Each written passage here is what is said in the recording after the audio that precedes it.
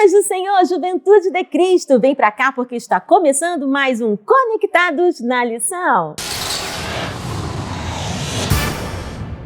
Muito bem, estamos de volta com mais um Conectados na Lição e estamos estudando nesse trimestre com a nossa revista Conectar Mais Jovem, livros históricos, e já queremos dar boas-vindas aos nossos convidados. Estou falando dele, o nosso teólogo, pastor Sérgio Costa, seja muito bem-vindo, e os representantes da Juventude de Cristo. Estou falando dela, diaconisa Jennifer Velter, seja muito bem-vinda, e representando os rapazes, eu estou falando deles, diácono Vitor Rangel, seja muito bem-vindo. E a lição de número 10 traz o título O Declínio de Judá. E já queremos fazer a primeira pergunta do dia para o nosso convidado, pastor Sérgio Costa, seja muito bem-vindo, pastor. Qual era o meio econômico que regia os reinos antigos? Tianinha, a paz do Senhor, Jennifer, Vitor, a paz do Senhor e a paz do Senhor, você, meu irmão, minha irmã, Juventude de Cristo, você que está conosco aqui no Conectados na Lição. Então vamos lá, qual era o meio econômico que regia os reinos antigos? Essa pergunta ela é bem pertinente e ela nos ajuda a entender todo esse contexto que acontecia na antiguidade dos reinos que vinham e invadiam os outros reinos.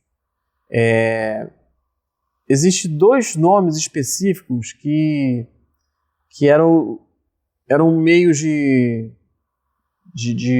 dominação, mas também eram meios econômicos, que eram o imperialismo e o expansionismo. O que basicamente era esse imperialismo e expansionismo? O reino, ele vinha, um reino, e como é que ele se mantinha? Ele não se mantinha através do comércio. Ele se mantinha, na verdade, através dessa expansão. Então, um reino ele vinha e ele obrigava o outro reino, que era mais fraco, a pagar os tributos a ele.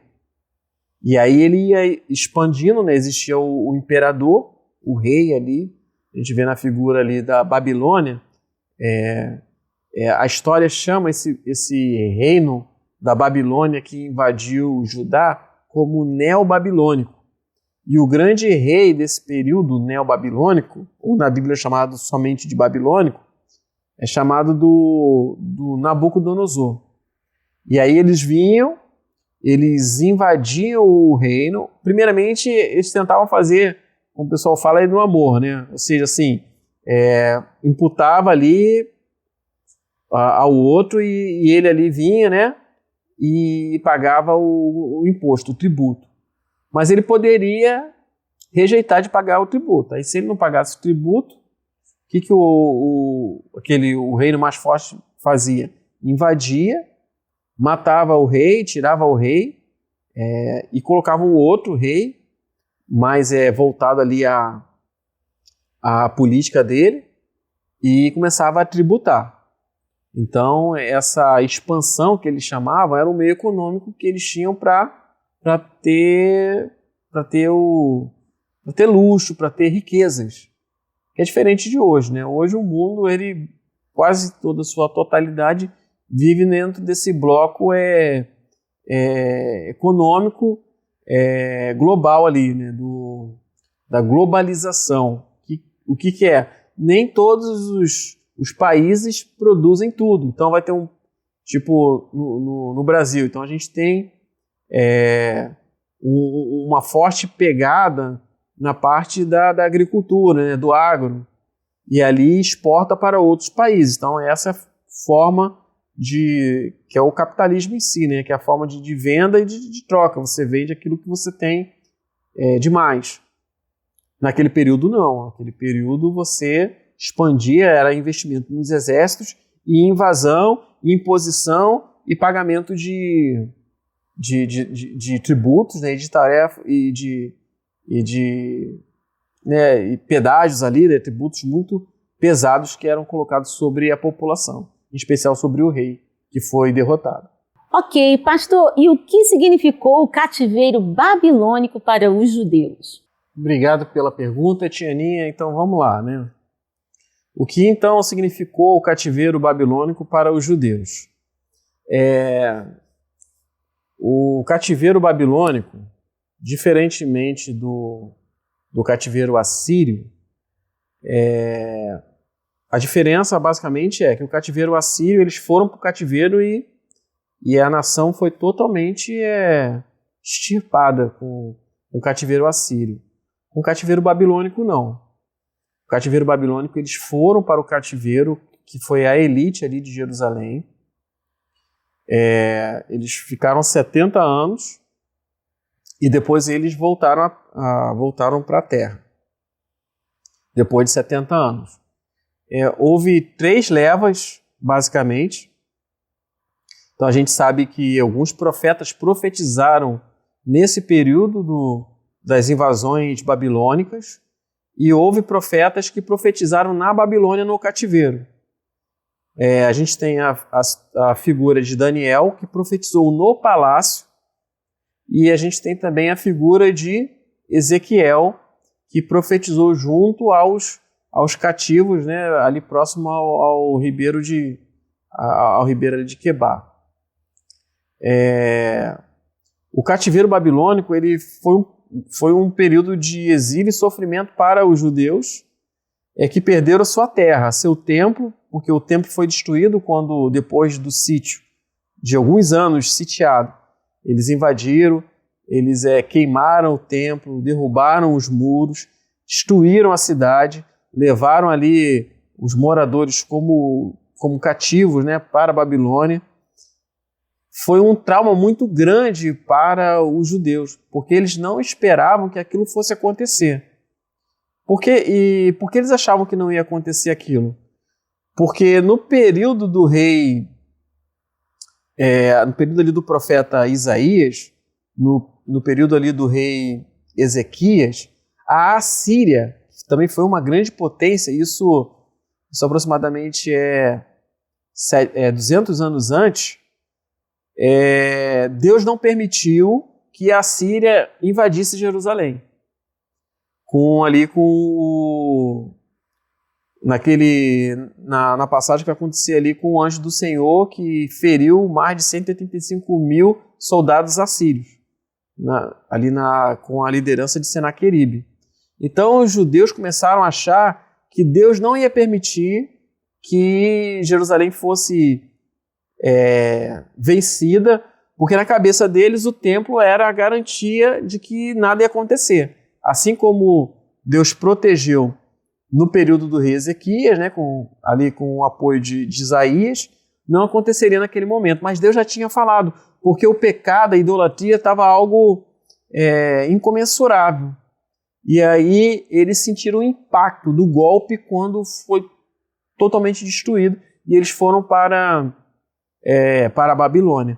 Mas o cativeiro foi uma forma que Deus utilizou para curar o povo da idolatria.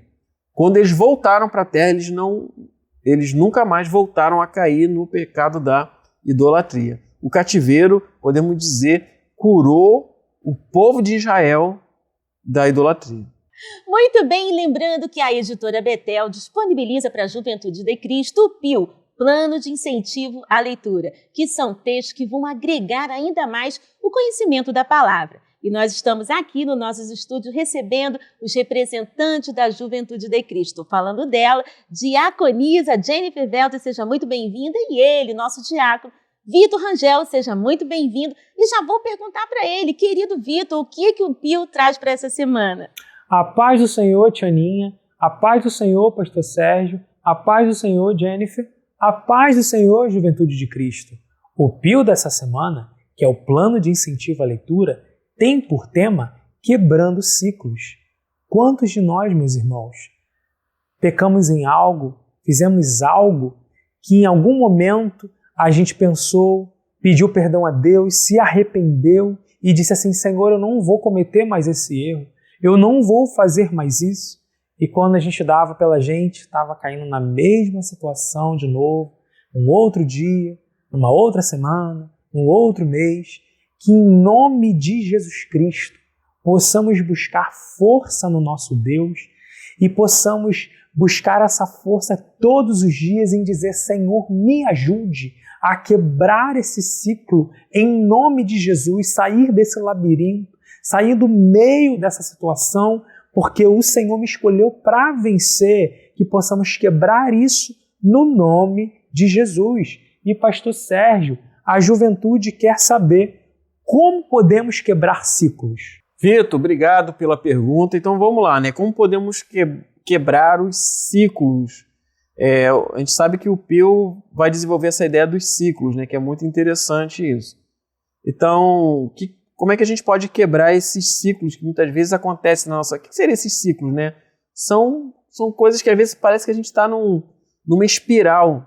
Mas que a gente nunca sai daquela condição. Como é que a gente faz para sair, às vezes, daquele espiral? Pode ser o vício, pode ser alguns erros que a gente sempre está cometendo.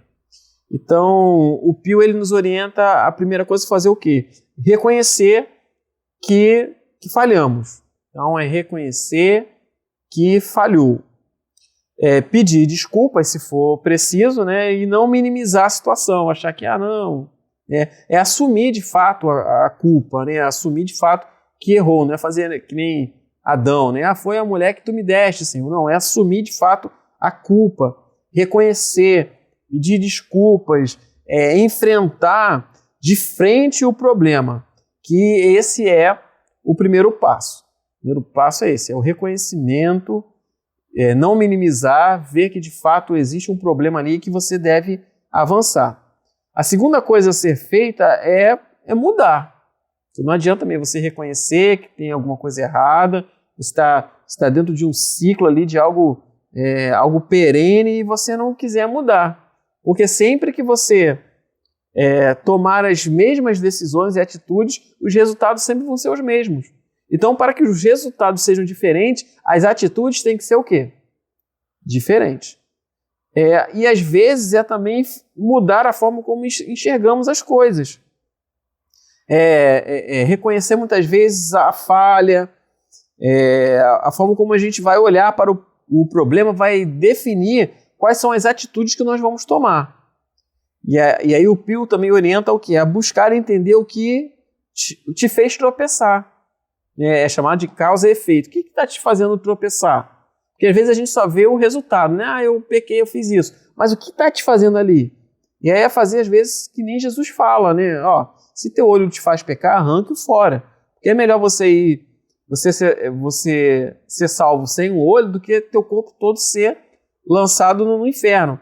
Aqui é uma figura de linguagem, é uma hipérbole, é um exagero. Ele não está falando aqui para você arrancar propriamente dito os olhos, mas ele tá hiperbolizando, você está exagerando para você fazer o seguinte, se aquilo ali está te fazendo pecar, então arranca aquilo da tua vida. Não anda próximo àquilo ali, não anda próximo ao abismo, porque toda vez que você anda próximo ao abismo, você cai. Então tira isso da tua vida. E você tem que reconhecer o erro, né, e tentar tirar isso da tua vida para que você tenha a chance de mudar. E por último, né, transformar o ensinamento em atitude. E aí o Pio nos diz o quê? A liberdade é precedida pela coragem. Tem que ter coragem de tomar uma decisão diferente. E às vezes tem que ser o quê? Uma decisão enérgica, uma mudança radical. E tem que ter coragem, tem que abrir mão. Às vezes você não pode ficar cultivando aquilo que tem te feito pecar. Tem que arrancar de uma forma plena, tem que ter uma mudança radical de fato na sua vida. Só assim você pode mudar os ciclos. Uau, conectou? Lembrando a Juventude de Cristo que a editora Betel disponibiliza para ampliação ainda dos seus conhecimentos nos estudos da Palavra de Deus, o nosso livro Subsídio do Trimestre, os livros históricos de sua mensagem para os dias atuais. E você poderá adquirir o seu exemplar em um desses telefones que está passando aqui na sua tela. Bem, vamos ficando por aqui, mas semana que vem temos um encontro marcado para mais um Conectados na Lição. Deus abençoe!